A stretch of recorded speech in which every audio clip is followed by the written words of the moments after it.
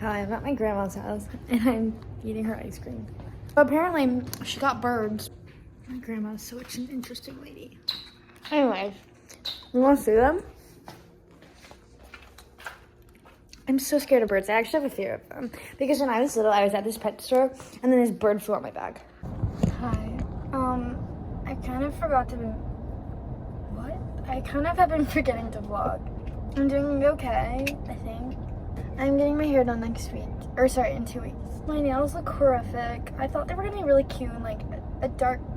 They're just not cute. They're just actually really ugly. That's why I stick to red. Stick to what you know, stick to what you like, and it won't let you down. Well, when you try to be unique and different and do something different, it doesn't look good. Stick to what you know.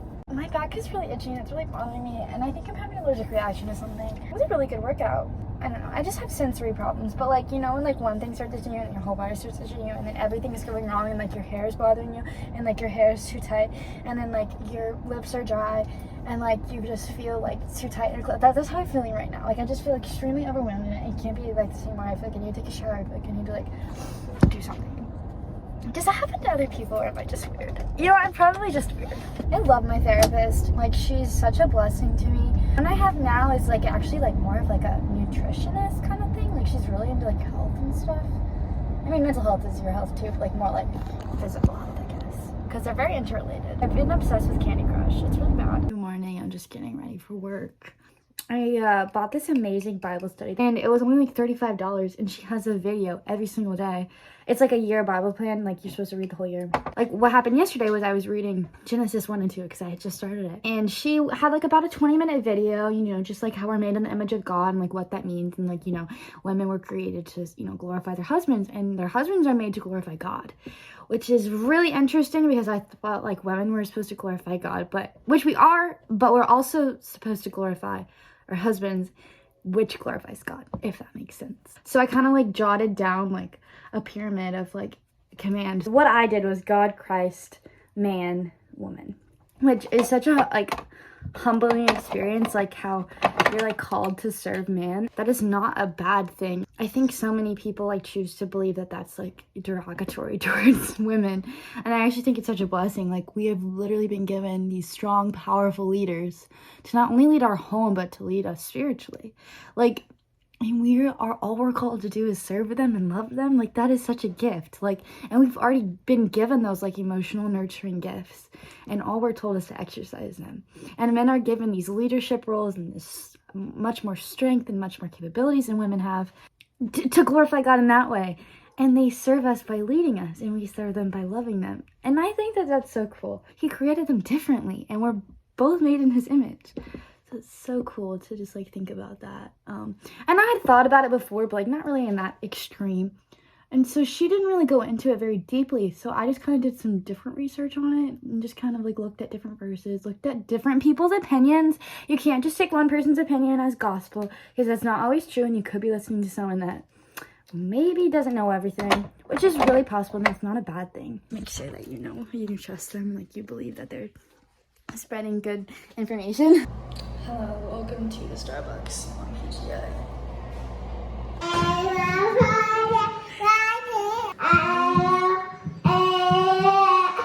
Hello, I am almost at work. I'm on Christmas break, which has been really nice. Anyways, yeah, I've been really enjoying the break. I like really needed to like just do nothing, and this whole month I'm literally just doing nothing. I am working, but I feel like that's like I don't mind working. Like it doesn't bother me. Well, I'm really excited for my next classes next semester. I'm taking microbiology, histology, ecology, and genetics, and research. Oh my god, that's so awful. It's gonna be hell. So I'm really enjoying the month while I can. I'm gonna be entering my nerd era, which means I will be doing nothing but studying every single day of my life.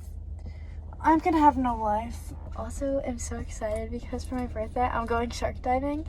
If you know what you like, stick to it. There's a reason I only ever wear red nails because it always looks good no matter what time of year it is. This? What is this? Anyways, ring tour.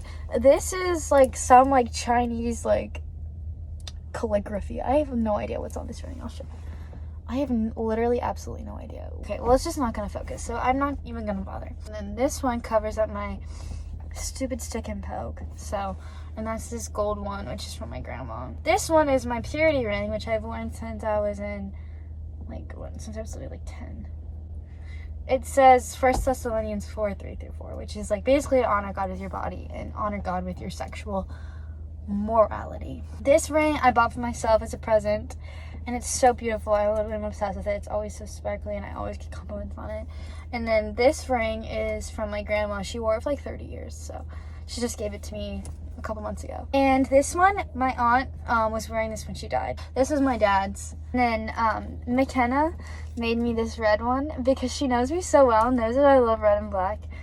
And then I have another one that you can kind of hardly see because I usually wear my Apple Watch, but it's a nether gold bracelet, and that one is for Karis. No, blow.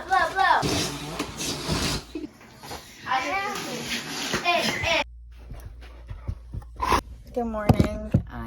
I haven't been vlogging because my life has been quite irrelevant. That's not the right word. It's just not been really interesting.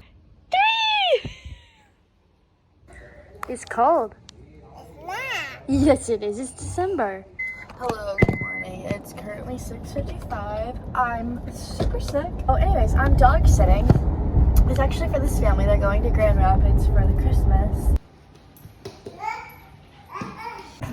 Hi, good morning. I am talking like this because it really hurts to talk. I'm pretty sure I have strep throat. I woke up and it's painful to swallow, but now it just feels like there's something in my throat. It's so swollen, and everything tastes really, really bad. Coffee, I don't like the way coffee tastes, and bark tasted kind of bad. Raviolis, and I couldn't eat them all. It was just kind of, chips. I was trying to eat salt and pepper chips, and I literally spit them out. I just feel really tired. I'm reading a book right now about how antidepressants are actually kind of like the opiate epidemic. Okay, so most of the time, anxiety and depression go together. Most of the time I'm not saying everyone, but most of the time when people have anxiety, they can develop depression. Most of the time when people have depression, they develop anxiety. You really can honor God in everything that you do. And I know that some people think that medication is the enemy and Satan, and that's not true either. And you cannot call yourself a Christian and put down others for using medications. So that's my rant. I will go into further detail maybe another day. So good morning. They just tested me for strep. I'm at the urgent care. I don't have strep. So no, I'm doing a mono test. So mono is a blood test. Strep is a swab. These are animals I'm dog sitting. This is the cat, and this is Belle the dog. They're really sweet. I take Belle out. And that's all. Hopefully I have a good day. I'm the only one in the office this whole week. Yay.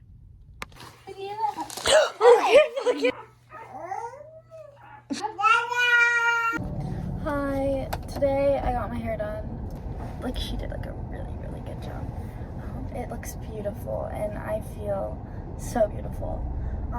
However, I'm so sad, and no, I don't know why. I hope you guys had a good time. Good morning. I just got brunch with Anna. My mom actually brought me coffee from her run. Good morning. We just left church, and I'm a little concerned that you guys waste. You know how everyone lives on 24 hours in a day, and you choose to spend part of the 24 hours of your day watching this. That's really weird and concerning. I got a new phone, and it's kind of, how do I put this nicely without sounding like an entitled brat? But I mean, I am an entitled brat, according to Caleb Stuckey, so the camera on it's kind of weird. I went to church, and it was so good. It was about going into this new year and asking God what we're not asking Him. We were praying, to have a hunger and thirst for God's word. You should never just be complacent in your sin. So I posted this thing on Facebook yesterday. I'll just kind of go over it really quickly. It's January 2nd, my friend started struggling with an eating disorder. In a different situation, I lost my roommate in our friendship. January 12th, I got broken up with. And January 16th, I told my mom about sexual abuse that I endured from my grandfather. All those things really bundled up and affected me. And it sent me into this spiral. And my grades were slipping, and I had failed a class last fall. and I was getting pushed back in my degree plan another year, and I wanted to change my major. I wasn't happy with it. I wasn't happy with anything going on in my life. I was just really struggling. In February, I really started struggling with my sanctity of life, essentially, and I really wanted to be free from the way that I felt. And I really felt that there was no way out of that except for hurting myself. I never understood suicide until I felt that way in my own life. I mean, I wasn't eating, I wasn't exercising, I wasn't going to my classes, I was just really struggling. And in February, I decided what I was going to do and how I was going to do it and who I was gonna, let down, essentially. February, the night I was going to, was the Asbury Revival. And I didn't execute it that night because I had plans to go to the revival. And, that saved my life. And I made it to March. March, I went home. I never thought I was going to make it home. In April, I literally just knew that I wasn't going to make it home had I not, done something. I mean, I was in therapy, I was doing all the things. I was trying so hard, and when you try so hard and you don't get anywhere, it's the most frustrating experience. And that's kind of what I was feeling. I was just tired of it. I was I'm at my wit's end with this. And so I called my doctor and I was like, you gotta do something, you gotta give me something. You can either give me something that'll kill me, or give me something that's gonna help me. So with antidepressants, it is really such a one size does not fit all scenario. And I tried so many, and I was like, oh my god, I swear, I'm just never gonna find something to help me. I'm always gonna feel like this. I'm always gonna be a mess. I'm always gonna want to kill myself. That's how I felt. Or I went to PBA, and I was a mess. I mean, I was truly a mess. Tried these medications, and I was done with them, and I was gonna figure this out. I was gonna win over my mental health struggles, and I didn't. And I wanted to do the same thing I wanted to do in February. But for this situation, I didn't isolate myself, and I asked for help. And I called my dad, who's my best friend, and I was like, you need to come home. And he was like, why are you home? And I was like, you need to come home. He's like, well, are you dying? And I literally choked. I was like, because I had almost. And I didn't, and I don't know why I didn't. I wish I could tell you why I didn't.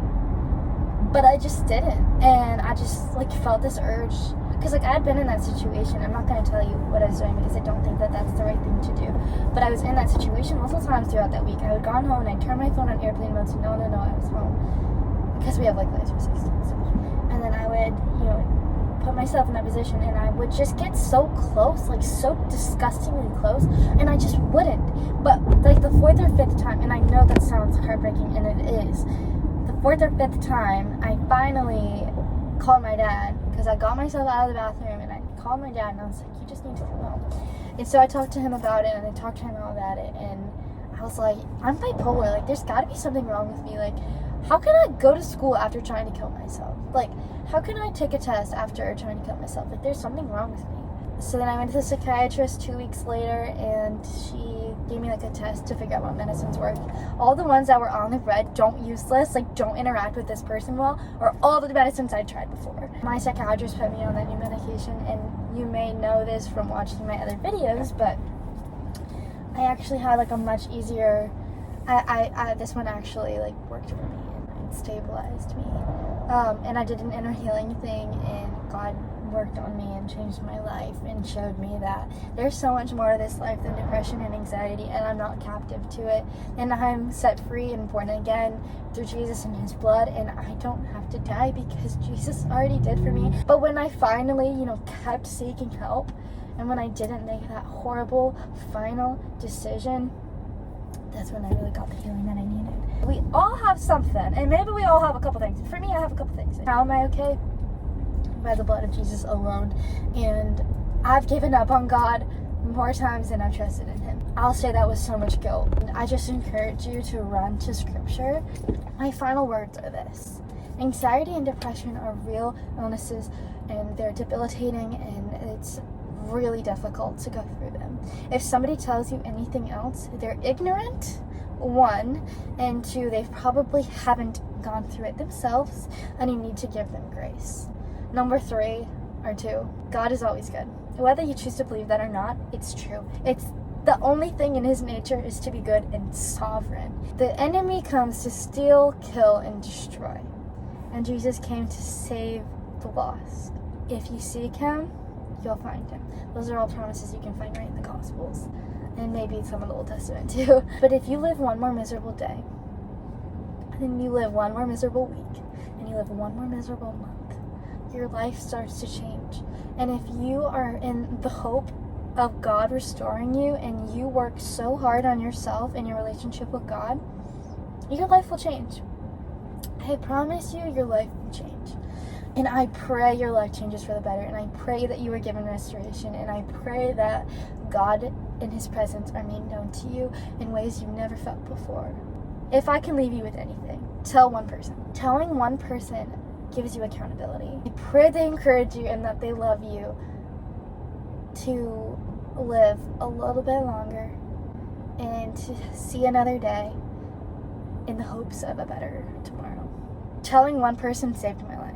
Not necessarily directly they saved my life, but telling them saved my life.